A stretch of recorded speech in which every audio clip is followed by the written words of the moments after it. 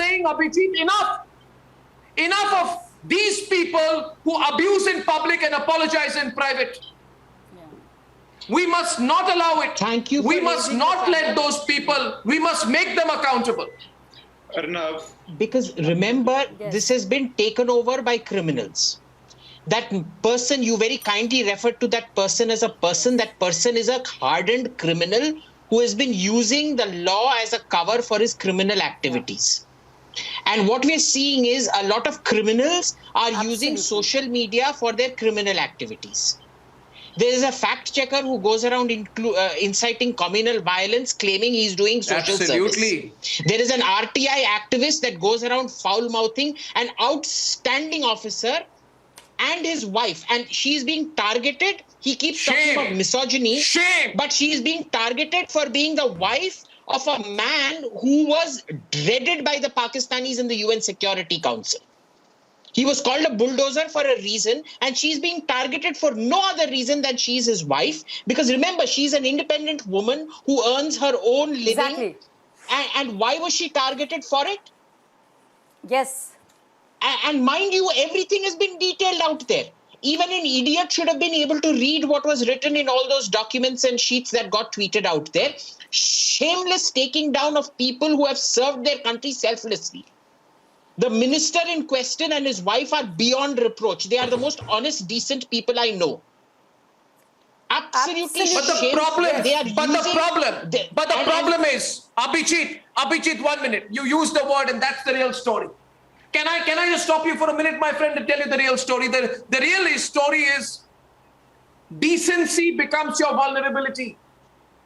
Decent people, decent people, as the saying goes, don't want to wrestle with pigs. You know, decent people say we will not get into a battle with people whose job is to directly or indirectly blackmail on a daily basis because we have reputations at stake. We have corporations to run. Yes. Right? We have thousands of people working for us and their employees and their families who we have to think of. Decent people say we will not engage. But that time is changing now.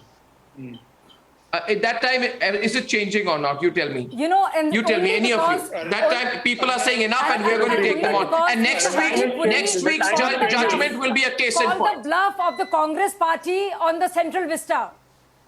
Arnab, the problem is, Arnab, the problem is,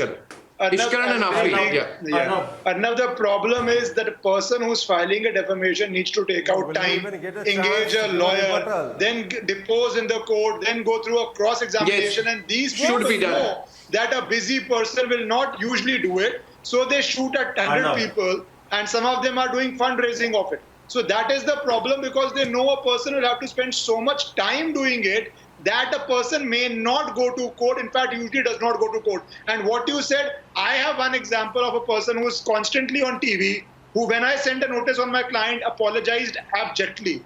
So these are the people who will tweet in public and then apologize in writing once the case is filed. And that is why it's brilliant that Madam Puri has filed a case, and the High Court, it looks like, will pass an order forcing them to take down these tweets. Obviously, I'm presuming by the reporting, the order hasn't come yet. But that is very important, that clear-cut cases. There is nothing more detailed than an election affidavit in India in which you give every financial detail. Trump fought in US not to disclose his tax returns. Indian law makes you disclose everything, not only of yourself or of your partner, spouse, kids, everybody. And after reading those documents, if you make that surplus a cat, the court should give exemplary damages and fast damages in these cases to send a message. That will be the only solution. Exemplary damages.